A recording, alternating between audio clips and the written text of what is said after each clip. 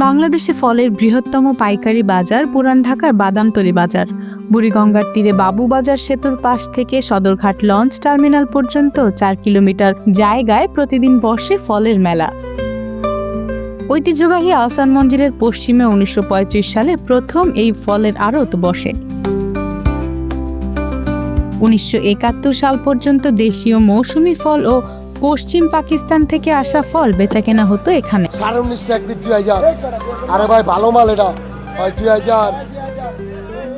স্বাধীনতার পর থেকে ধীরে ধীরে বাজারটি আরও বিস্তৃত হয়। সারা দেশ থেকে মানুষ পাইকারি এবং খুচরা দামে ফল কিনতে এখানে আসেন। তবে সদরঘাটে এসব দেশি বিদেশি হরেক রকমের ফল কোত্থেকে আসে? মূলত আমদানিকারকরা বিশ্বের বিভিন্ন দেশ থেকে নৌপথে ফলগুলো নিয়ে আসেন চট্টগ্রাম বন্দরে। চট্টগ্রাম থেকে কার্গোতে নিয়ে আসা হয় সদরঘাটে। সেখান থেকে ফলগুলো নিয়ে বাদামতলী হাটে বসেন বিক্রেতারা। বর্তমানে ভারত, চীন, মিশর সহ আরো বিভিন্ন দেশ থেকে নানা রকমের ফল আমদানি হয়ে থাকে। ইন্ডিয়ার গাড়ির থেকে মনে করেন বাংলাদেশে বর্ডারের সামনে আছে, বর্ডারের আবার বাংলাদেশের ট্রাকে উঠে এবার ডাইরেক্ট সারা বাংলাদেশ ঘুরে আবার বাদামতলী পৌঁছায়। এখন সব মানে চায়না আপেল সবই।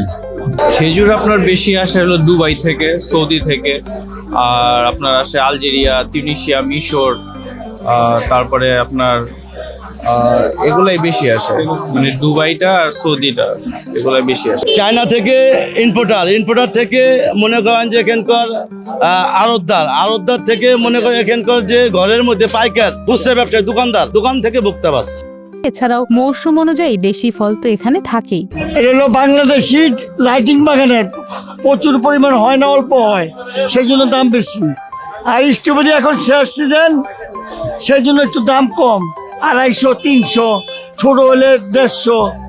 এবার বাংলাদেশি ফলের কয়েকজন আমদানিকারক এবং খুচরা বিক্রেতাদের প্রশ্ন করে জানা যায়, সরকার পরিবর্তন তাদের ব্যবসায় কোনো ধরনের প্রভাব ফেলেনি।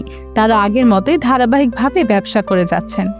আমাদের এখানে ওই জিনিসটা প্রভাবটা হয়তো ডিপ্লোম্যাটিক জোনে, ওই যে আন্তর্জাতিকভাবে তাদের সাথে হয়তো কোনো কূটনৈতিক সম্পর্কে হয়তো টানাপোড়েন থাকতে পারে, কিন্তু ব্যবসার ক্ষেত্রে আমি দেখি না যে কোনো টানাপোড়েন আছে।